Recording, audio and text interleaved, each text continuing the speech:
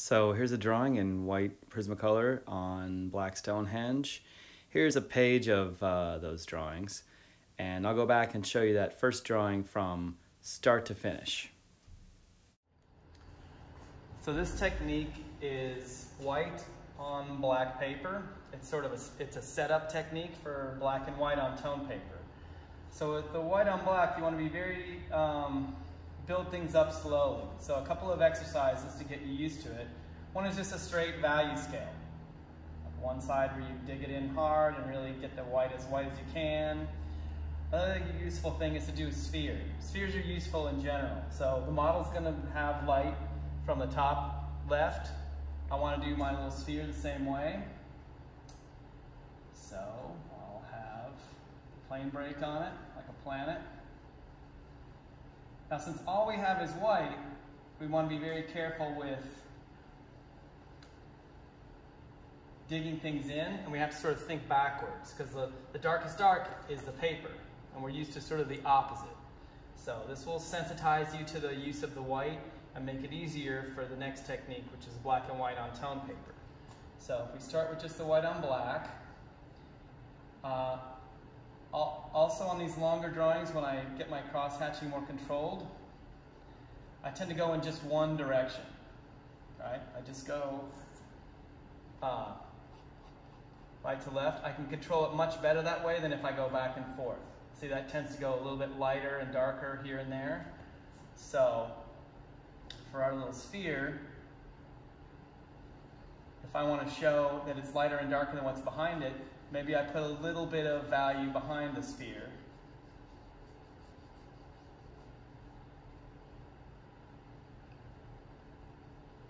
Right?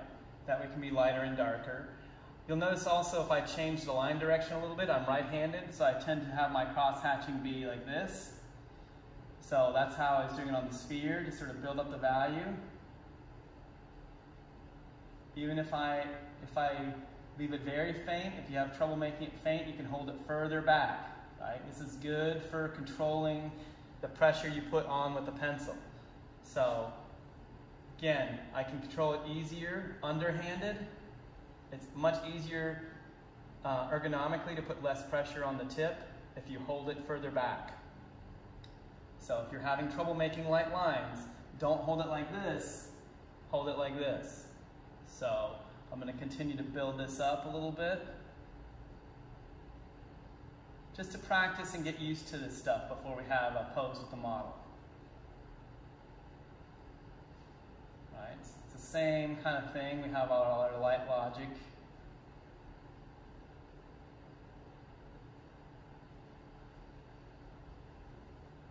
And again, where we want lighter, I'm just gonna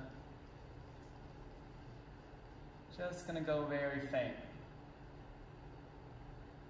So that's the idea. Spheres are great for practice with anything, because cross-hatching takes practice. Making these lines takes practice, like running scales if you play an instrument. So it's a good thing to get used to. So that's probably enough for the sphere. We can start with the model. All right, so now we'll start a longer pose. I'm going to just get started like normal. Since I have the white, I don't want it to be like lightning on the page, so apologies if this is a little bit hard to see at first.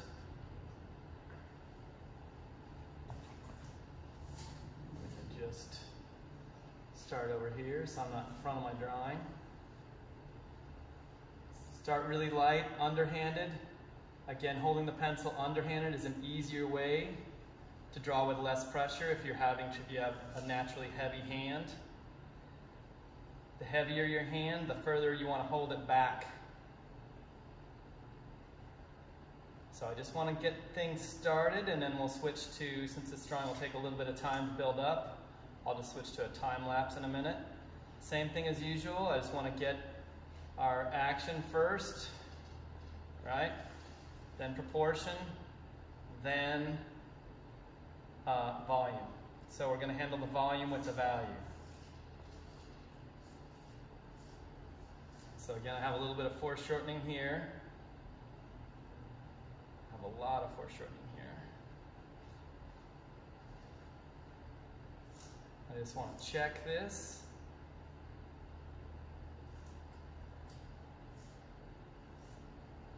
right? Again, laying everything in first, and then I'll measure, right? So again, I want to lock my arm when I measure on the model, put the tip of the pencil at the top of her head, my thumb at the bottom, and count heads down just to a clear landmark, like maybe since her arm is coming over like this, maybe right here would be a good place. 2, 3, it's a little more than 3 to there. 1, 2, 3, so I'm a little more than 3, I'm pretty good, I think. So now I just want to start to get the values set up with the volume. So essentially with the white, you want to put the white on everywhere where she's lit and leave her alone a little bit in the darks for now. So I'll start to carve out the lights. And again, you have to resist the temptation to dig in hard where you see a dark, because at this point you have something white in your hand, you're going to make lightning if you do that. You don't want to have, well, it sounds fun to draw with lightning. As I start to build up the value, I want to shade all the way across the lit form. In other words, once I see where she goes from light to dark, even if you want to outline the shadows a little bit at this point, that can be a good idea if it helps you keep them clear. You just want to be very delicate about that so they don't get exaggerated in terms of contrast. So now I'm just going to shade all the way across the form, and to keep control, I'm just using the value in one direction, right?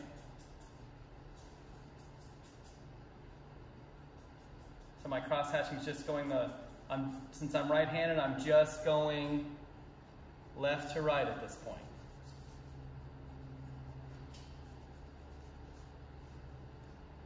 A little bit off about a few things, So once I get enough of a framework built up,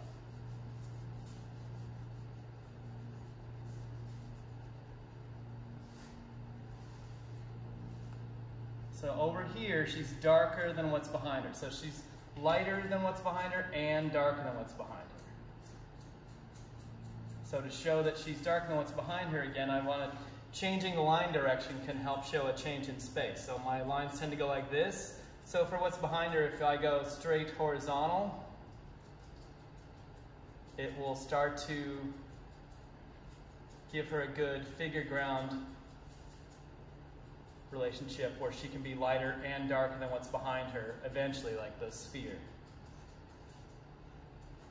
All right? And again, holding it further back, if you have trouble, if you have a heavy hand, hold the pencil underhanded, and hold it a little further back if you have trouble staying light.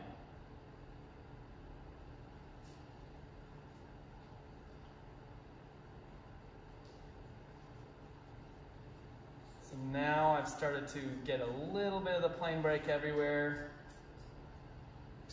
before I get too much more fussy. This is really almost the foundation for the drawing. Once I have a little bit of value everywhere, let's give her a foot.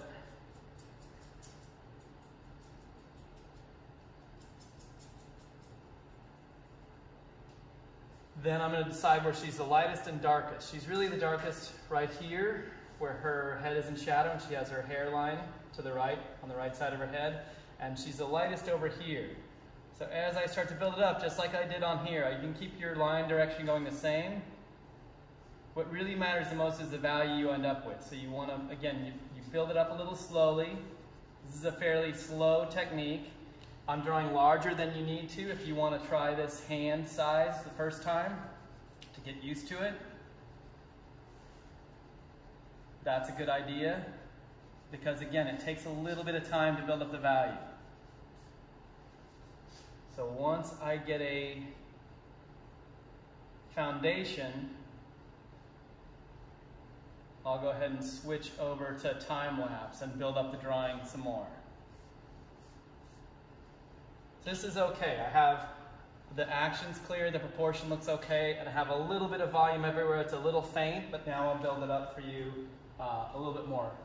time lapse. So now we'll switch over to time lapse, build it up a little more quickly.